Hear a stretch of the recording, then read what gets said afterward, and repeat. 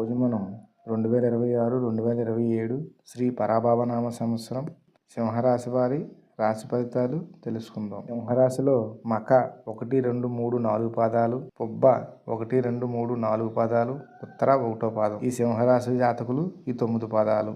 సంవత్సరం ఆదాయం 5, వ్యయం 5 అంటే సరి సమానంగా ఉంది. ఆదాయం ఎంత ఉందో ఖర్చు అంతే ఉంది.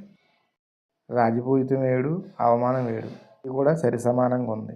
మిమ్మల్ని ఆదరించే వాళ్ళు ఎంతమంది ఉంటారో ఆదరించిన వాళ్ళు కూడా అంతేమంది ఉంటారు. సింహరాశి వారికి గురువు, శని, రాహువు ఈ 3 గ్రహాలు ఎక్కువ కాలం ఉంటాయి. ఈ సంవత్సరం అంతా వీటి ఫలితాలే ఎక్కువ ఉంటాయి. గురువు లాభంలో ఉన్నారు. ఈయన మే చివరి నుంచి కూడా వ్యయంలోకి వస్తారు. అంటే పంచమ అష్టమాధిపతి వ్యయ స్థానంలో ఉన్నారు ఈయన. ఈ రాశి వారికి గురువు ఆలోచనకారకుడు. ఈయన వ్యయ స్థానంలో ఉంటాడు. కొంచెం ఇబ్బందులు ఉంటాయి. సంవత్సరం చివరిలో లగ్నంలో ఉంటారు. కేతువుతో కలిసి ఉన్న వల్లనే ఆలోచనల ఇబ్బందులు ఉంటాయి. మనిషి కొంచెం డిప్రెషన్లో ఉంటాడు.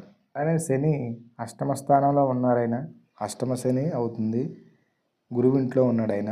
సంవత్సరం ఈ రాశివారు బాగా కష్టపడవలసి ఉంటుంది. శని బాగా కష్టాన్ని ఇస్తాడు. కొత్త ప్రాబ్లమ్స్ కొన్ని వస్తాయి. వాటి నుంచి సులువుగా బయటపడగలుగుతారు. అలానే రాహువు ఈ సంవత్సరం అంతా సప్తమాన్ని ఉంటున్నాడు. కేతువు లగ్నాన్ని ఉంటున్నాడు. సప్తమ రాహువు దేన్నైనా పెద్ద చేస్తాడు. ఆలోచన ఎక్కువగా ఉంటుంది. బయట అన్ని విషయాల్లో చాలా జాగ్రత్తగా ఉండి తెలివిగా ఉంటే దేంట్లోని ఇబ్బందులు లేకుండా ఉంటాయి. చెడు అలవాట్లలోకి వెళ్ళకుండా ఉంటే ఈ రాహువు మంచి ఫలితాలే ఇస్తాడు. అలానే లగ్నకేతువు ఒక విషయాన్ని తరచూ ఆలోచించడం చికాకు పెడుతుంటాడు. ఒక ఆలోచన లేకుండా కేతువు నవంబర్ వరకు లగ్నంలోనే ఉంటాడు. ఈ కేతువు స్థిరమైన ఆలోచన లేకుండా చేస్తుంటాడు. దీన్ని అధిగమించగలిగితే చాలా బాగుంటుంది. సంవత్సరం సింహరాశి వారికి ఇబ్బందులు ఉన్నాయనే చెప్పాలి.